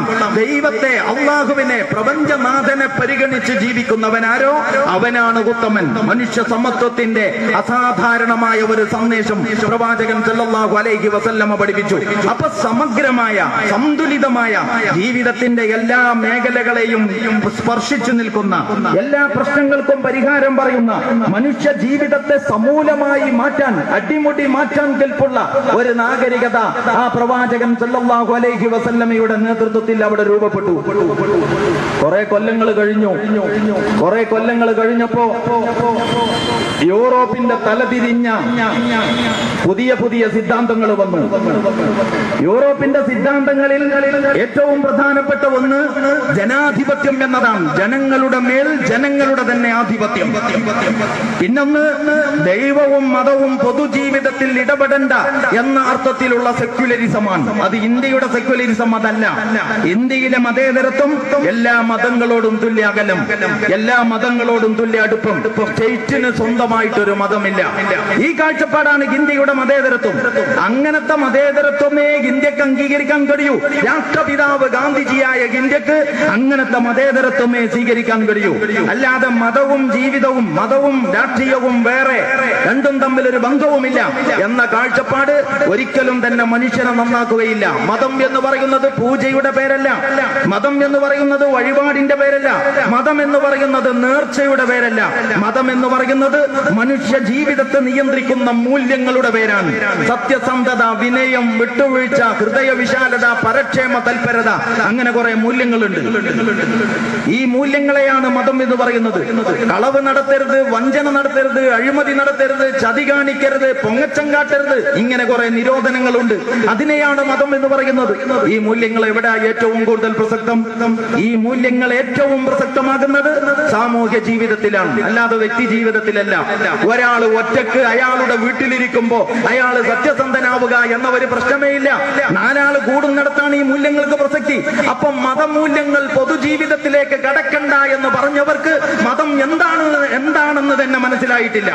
അവിടെയാണ് ജമാഅത്തെ ഇസ്ലാമി പറയുന്നത്, ഈ മൂല്യങ്ങൾ മനുഷ്യ ജീവിതത്തെ നിയന്ത്രിക്കേണ്ട മൂല്യങ്ങളിൽ നിന്ന് രാഷ്ട്രീയ മേഖലയെ പടിയടച്ചു പുറത്താക്കി, എന്നിട്ട് രാഷ്ട്രീയം മതേതരമാക്കി. ജുദാഹോ, അല്ലാമ ഇഖ്ബാൽ പറയുന്നുണ്ട്, ജുദാഹോ ദീൻ സിയാസത്ത് സേ ഹേ രഹ് ജാതി ഹി ജംഗസി. മതത്തിൽ നിന്ന് രാഷ്ട്രീയത്തെ വേർപെടുത്തിയാൽ ജംഗിസ് ഖാനിസമാണ് പിന്നെ അവശേഷിക്കുക. വളരെ അർത്ഥവത്താണ് ആ പ്രയോഗം. ഇന്ന് നിങ്ങൾ നോക്ക്, നമ്മുടെ ജനാധിപത്യത്തിന്റെ സ്ഥിതി ഇവിടെ എന്താണ്? 33% ആളുകളുടെ മാത്രം പിൻബലമുള്ള എന്ന് പറഞ്ഞാൽ 67% ജനങ്ങളുടെ പിൻബലമില്ലാത്ത ഗവൺമെന്റ് ജനാധിപത്യത്തിന്റെ പേരിൽ ഇന്ന് ഇന്ത്യ രാജ്യത്ത്. എന്നാലും നമുക്ക് ജനാധിപത്യത്തിന്റെ ബാലപാഠം അറിയാം. അതുകൊണ്ട് മോഡി അധികാരത്തിൽ വന്നിട്ട് സത്യപ്രതിജ്ഞ ചെയ്തപ്പോ നമ്മളാരും ഇവിടെ പ്രതിഷേധ പ്രകടനം നടത്തിയിട്ടില്ല, ഒരു കൂട്ടരും നടത്തിയിട്ടില്ല. മോഡിയെ അംഗീകരിക്കാത്ത ധാരാളം ലക്ഷക്കണക്കിന് ആളുകൾ ഈ രാജ്യത്തുണ്ട്. മോഡി ഗവൺമെന്റ് അധികാരത്തിൽ വന്ന ദിവസം നമ്മൾ ആരും പ്രകടനത്തിന് പോയിട്ടില്ല. നേരെ മറിച്ച് ലോകത്തെ മുഴുവൻ ജനാധിപത്യം പഠിപ്പിക്കുന്ന, ജനാധിപത്യത്തിന്റെ ഈ ചിഹ്നമെന്ന് സ്വയം മേനി പറയുന്ന അമേരിക്കയിൽ ഡൊണാൾഡ് ട്രംപിന്റെ സത്യപ്രതിജ്ഞ നടക്കുമ്പോ അവിടെ പ്രതിഷേധം നടക്കുന്നു അതിനെതിരിൽ എന്ന് പറഞ്ഞാൽ അമേരിക്ക തകരാൻ തുടങ്ങിയിരിക്കുന്നു എന്ന്, അതിന്റെ ലക്ഷണങ്ങൾ പ്രകടമായി കൊണ്ടിരിക്കുന്നു എന്ന് നിങ്ങൾ മനസ്സിലാക്കണം. അതുകൊണ്ട് ലോകത്തൊന്നും അവസാന വാക്കല്ല. അപ്പൊ മനുഷ്യരുടെ മേൽ മനുഷ്യരുടെ സ്വതന്ത്ര പരമാധികാരം എന്ന ഒരു സിദ്ധാന്തം ഉണ്ടായി. എന്നിട്ട് തോന്നിയതുപോലെ നിയമങ്ങൾ നിർമ്മിച്ചു, കാര്യങ്ങൾ തീരുമാനിച്ചു. ഈ യൂറോപ്പിന്റെ സിദ്ധാന്തങ്ങൾക്ക് മുസ്ലിം ലോകവും വിധേയമായപ്പോഴാണ് മതം വേറെ രാഷ്ട്രീയം വേറെ എന്ന സിദ്ധാന്തങ്ങളിലേക്കും വിഭജനങ്ങളിലേക്കും മുസ്ലിം സമൂഹം എത്തിയത്. അതിനു മുമ്പ് ഇങ്ങനെ ഒരു വാദം ലോകത്തിനറിയില്ല. റസൂലുള്ളാഹി സ്വല്ലല്ലാഹു അലൈഹി വസല്ലം ഒരിക്കൽ പറഞ്ഞു, ലതുംഗവന്ന ഉറൽ ഇസ്ലാമി ഉർവതൻ ഉർവ ഫകുല്ലമൻ തഖലത ഉർവതൻ തശബ്ബത الناس بالتي تليها اولها نقلا الحكم واخرهن الصلاه. പ്രവാചക അധ്യാപനങ്ങളിൽ നിങ്ങൾക്ക് കാണാം, ഈ ഇസ്ലാമാകുന്ന പാശത്തിന്റെ ഇഴ, ഇസ്ലാമാകുന്ന പാശത്തിന്റെ പിരി ഓരോന്ന് ഉടഞ്ഞുകൊണ്ടിരിക്കും.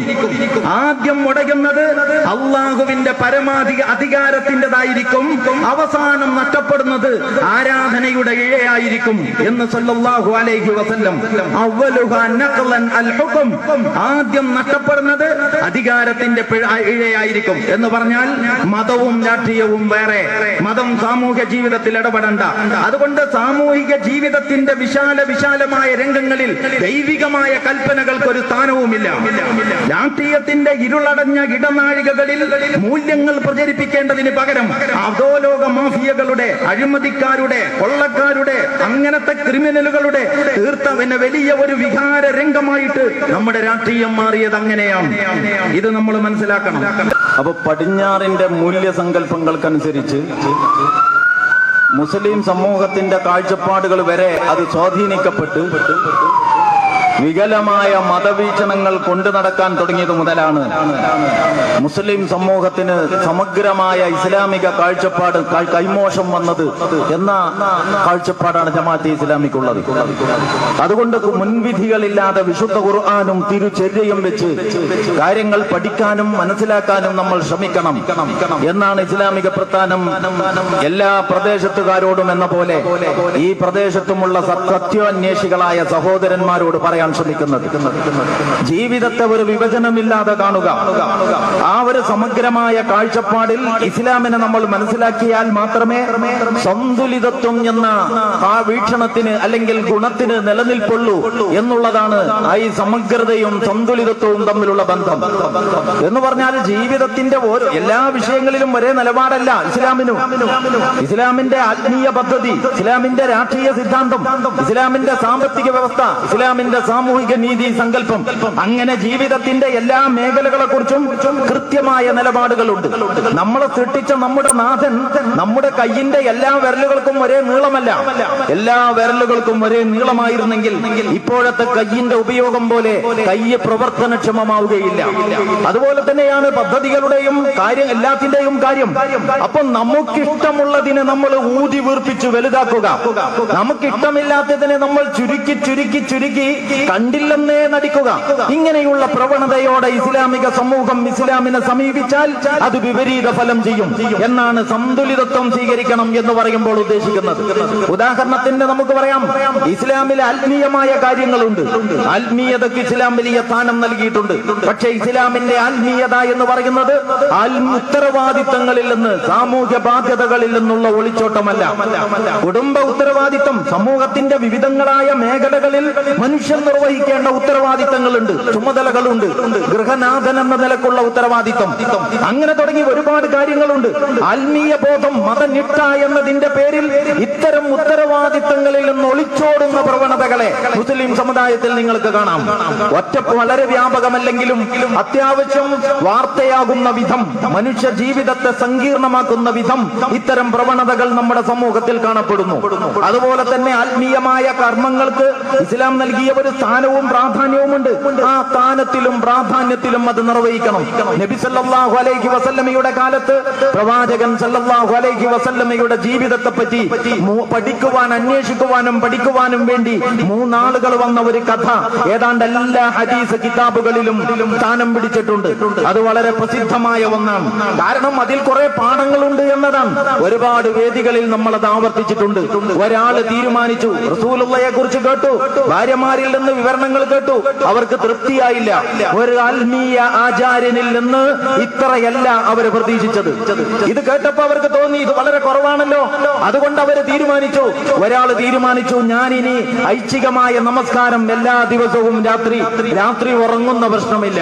രണ്ടാമത്തെ ആള് തീരുമാനിച്ചു, ഞാനിനി എന്നും സുന്നത്ത് നോമ്പ്, ഐച്ഛികമായ നോമ്പില്ലാത്ത ഒരു ദിവസവുമില്ല. മൂന്നാമത്തെ ആള് തീരുമാനിച്ചു, വിവാഹം കഴിക്കുകയില്ല. വിവാഹം കഴിച്ചാൽ ഗർഭധാരണം, പ്രസവം, മുലയൂട്ടൽ, സന്താന പരിപാലനം, പിന്നെ കുട്ടികളെ പഠിപ്പിക്കൽ, പിന്നെ അവരെ കെട്ടിക്കൽ, പിന്നെ അമ്മായി സൽക്കാരം, എല്ലാ പ്രശ്നങ്ങളും ഉണ്ടാകുന്നത് വിവാഹത്തിലേക്ക് കടന്നത് കൊണ്ടാണ്. അതുകൊണ്ട് ഞാൻ വിവാഹം കഴിക്കില്ല. മൂന്നാളുകളും മൂന്ന് തീരുമാനമെടുത്തു. ആത്മീയതയെ കുറിച്ച് ഇന്ന് മുസ്ലിം സമുദായം കൊണ്ടു നടക്കുന്ന ഈ കാഴ്ചപ്പാട് ശരിയായിരുന്നുവെങ്കിൽ പ്രവാചകൻ സല്ലല്ലാഹു അലൈഹി വസല്ലം ഈ മൂന്നാളുകളെയും അംഗീകരിച്ച് അപ്രീഷിയേറ്റ് ചെയ്ത് അനുമോദിച്ച് അവരെ നേതാക്കളായി, മാതൃകാ യോഗ്യരായ നേതാക്കളായി ആ സമൂഹത്തിന് പരിചയപ്പെടുത്തിയേനെ.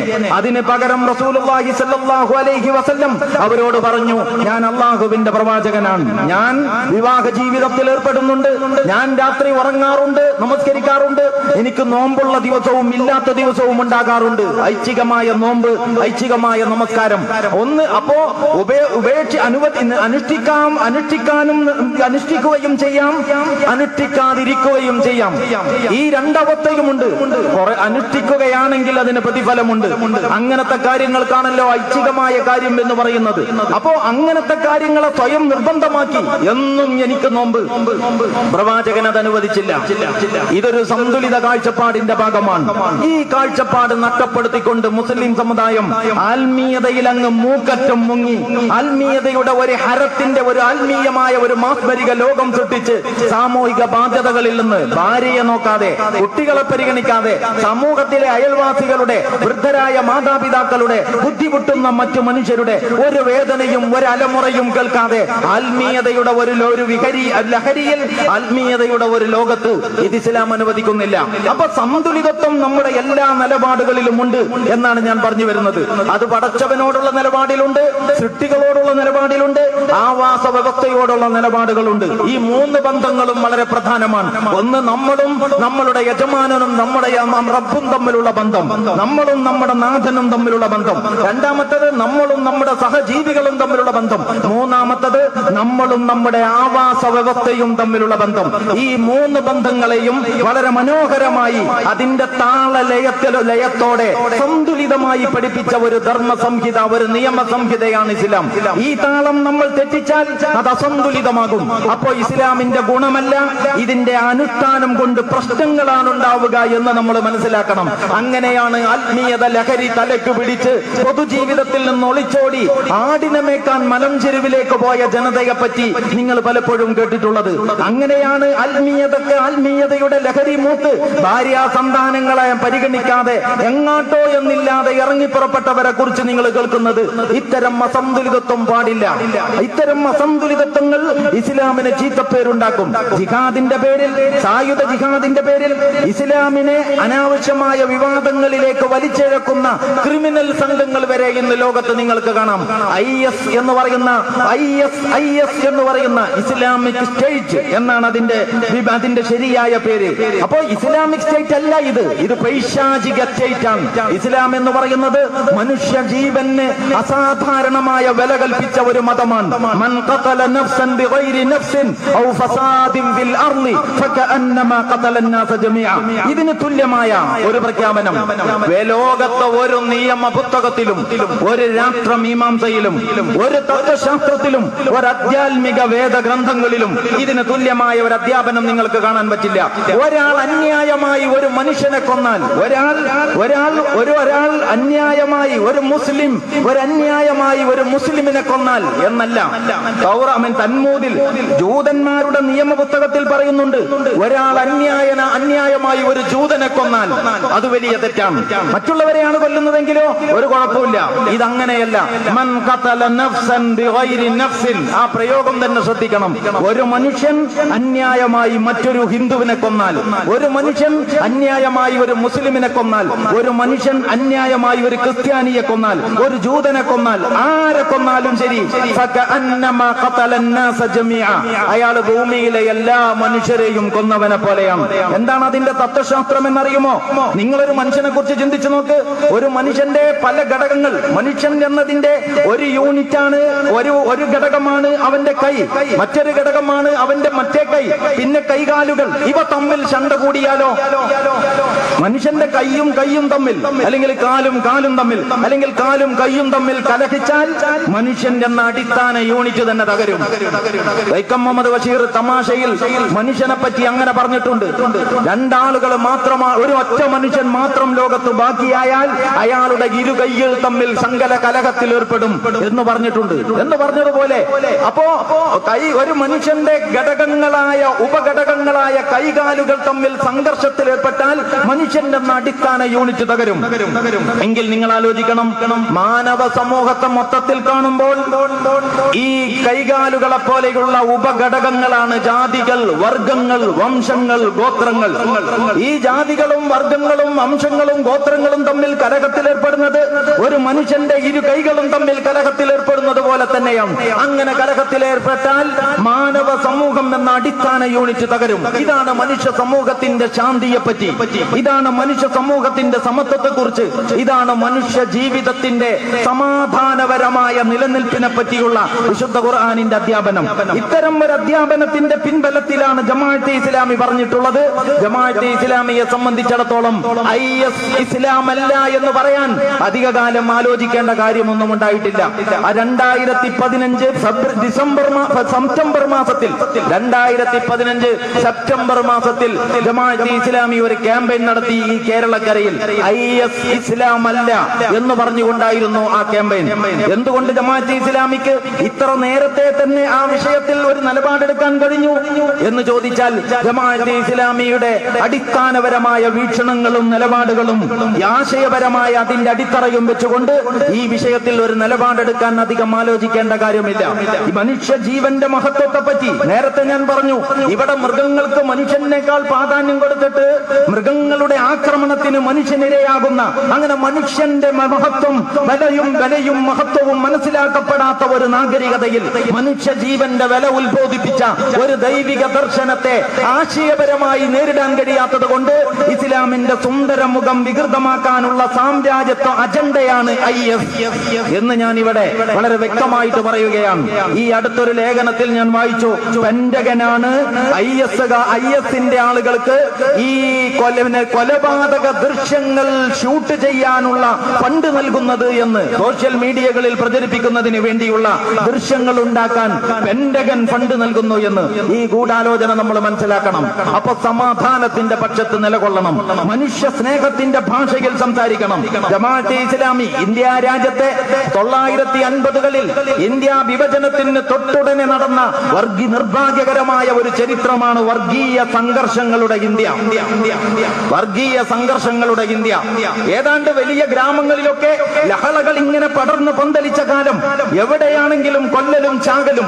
അന്ന് ജമാഅത്തെ ഇസ്ലാമി, ഇന്നും ഇന്നലെയുമല്ല, 1950കളിൽ ജമാഅത്തിന്റെ പഴയ സർക്കുലർ അതിന്റെ ചരിത്ര രേഖകളിൽ നിങ്ങൾക്ക് കാണാം. അത് അച്ചടിച്ച് വിതരണം ചെയ്യുന്നുണ്ട് ആളുകളുടെ ഇടയിൽ, റൂദാദ് ജമാഅത്തെ ഇസ്ലാമി എന്ന പേരിൽ.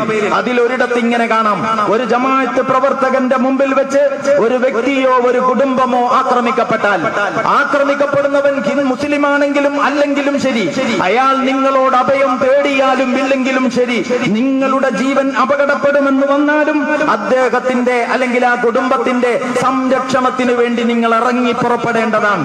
ഇതാണ് ജമാഅത്തെ ഇസ്ലാമി സമുദായങ്ങൾക്കിടയിലുള്ള സൗഹാർദ്ദത്തിന്റെ വിഷയത്തിൽ ഈ ജമാഅത്തെ ഇസ്ലാമി ഉദ്ഘോഷിക്കുന്ന മാനവികത.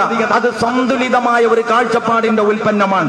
നേരെ മറിച്ച് വാളെടുക്കലും വെട്ടലും കൊല്ലലും ചാവലും മതപരമായ അതിന്റെ അധ്യാപനങ്ങൾക്ക് ഒരു വിലയും നൽകാതെ ഇന്ന് ലോകത്ത് നടക്കുന്നുവെങ്കിൽ, ഇസ്ലാമിന്റെ സുന്ദരമായ ആശയത്തോട് ആശയപരമായി ഏറ്റുമുട്ടാൻ ത്രാണിയില്ലാത്തവർ, ശേഷിയില്ലാത്തവർ, അവരുടെ സങ്കുചിതമായ അജണ്ടകളെയും പ്രതികാര മനസ്ഥിതികളെയും ഇത്തരത്തിൽ വിനിയോഗിക്കുന്നു എന്ന് തിരിച്ചറിയാനുള്ള വിവേകം ഈ സമൂഹത്തിലെ മനുഷ്യർക്കുണ്ടാകണം. പ്രിയമുള്ളവരെ, ഞാൻ പറഞ്ഞു വന്നത് സന്തുലിതത്വം വളരെ പ്രധാനമായ ഒരു ഘടകമാണ്. നമ്മുടെ വികസനത്തിലും ആ വിഷയമുണ്ട്.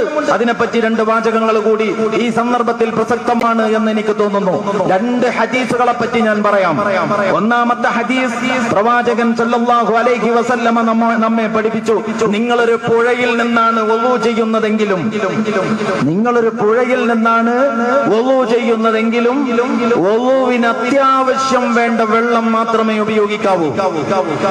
കോരി മറിക്കരുത്. ഈ ഹൗദൽ ഇവിടെ ഹനഫി മദ്ഹബിന്റെ സ്വാധീനമുള്ള പ്രദേശങ്ങളിൽ, ഷാഫിഈ മദ്ഹബിന്റെ സ്വാധീനമുള്ള പ്രദേശങ്ങളിലേക്കാൾ വലിയ ഹൗദുകളായിരിക്കും. എന്നിട്ട് ചില ആളുകൾ ഒതുകൊടുക്കുന്നില്ലേ നിങ്ങൾ? ഈ ഹൗദിലൊക്കെ ഷാഫി മദ്ഹബോ ഹനഫി മദ്ഹബോ എന്ന പ്രശ്നമല്ല, ഈ ഒതുകൊടുക്കുന്നതിന്റെ പ്രശ്നമാണ്. കോരി മറിക്കുകയാണ്. അങ്ങനെ 4 പ്രാവശ്യം കോരി മറിച്ചിട്ട് 5ാമത്തത് കൊണ്ടാണ് ഇവൻ മുഖം കഴുകുന്നത്. വളരെ ഉദാരമായിട്ടാണ് കഴുകുന്നത്.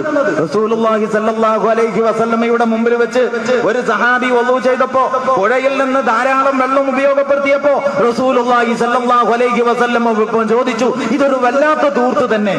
അപ്പൊ സഹാബി ചോദിച്ചു, വുളുവിലുമുണ്ടോ ധൂർത്ത്? അതെ. ഒഴുകിക്കൊണ്ടിരിക്കുന്ന പുഴയിൽ നിന്നാണെങ്കിൽ പോലും. അതാണ് ഒരു ഹദീസ്. അതിനെപ്പറ്റി ഞാൻ പറയാം. 2ാമത്തെ ഹദീസ്, അന്തിമകാഹളത്തിൽ ഊതപ്പെട്ടാലും, നോക്കണം, അന്തിമകാഹളത്തിൽ ഊതപ്പെട്ടാലും നിന്റെ കയ്യിൽ ഒരു തൈ ഉണ്ടെങ്കിൽ അത് നടാതെ പോകരുത്. ഇദാ ഖാമത്തിസ് സാഅ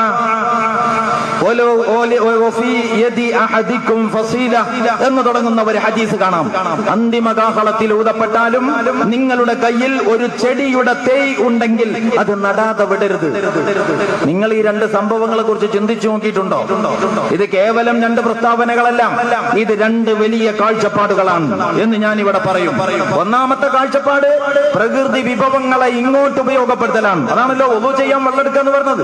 പ്രകൃതി വിഭവങ്ങളെ ഇങ്ങോട്ട് ഉപയോഗപ്പെടുത്തുമ്പോ അത്യാവശ്യത്തിന് മാത്രമേ ഉപയോഗപ്പെടുത്താവൂ എന്ന സിദ്ധാന്തമാണ് ഒളുവിന്റെ ആ സിദ്ധാന്തത്തിലൂടെ റസൂലുള്ളാഹി സ്വല്ലല്ലാഹു അലൈഹി വസല്ലം പഠിപ്പിക്കുന്നത്. രണ്ടാമത്തെ ഹദീസ് ആവാസ വ്യവസ്ഥയെ അങ്ങോട്ട് പരിപോഷിപ്പിക്കാൻ, ആവാസ വ്യവസ്ഥയെ പരിപോഷിപ്പിക്കുന്ന വിഷയത്തിൽ അന്തിമ കാഹളത്തിൽ ഊതപ്പെട്ടാലും ഈ ആവാസ വ്യവസ്ഥയെ പരിപോഷിപ്പിക്കാൻ കിട്ടുന്ന ഒരവസരം വേണ്ടെന്ന് വെക്കരുത്. അത്രമേൽ ജാഗ്രത കാണിക്കണം.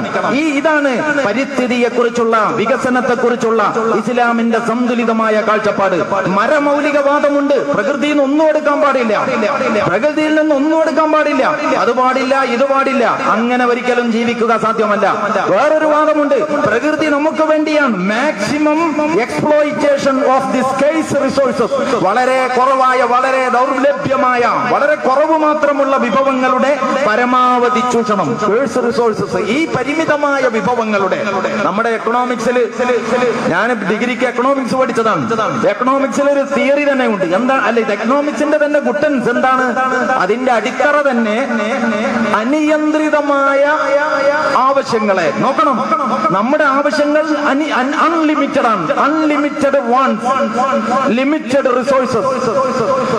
അപ്പൊ നിർണിതമായ വിഭവങ്ങൾ വെച്ചുകൊണ്ട്, പരിമിതമായ വിഭവങ്ങൾ വെച്ചുകൊണ്ട് അനിയന്ത്രിതമായ ആവശ്യങ്ങളെ എങ്ങനെ പൂർത്തി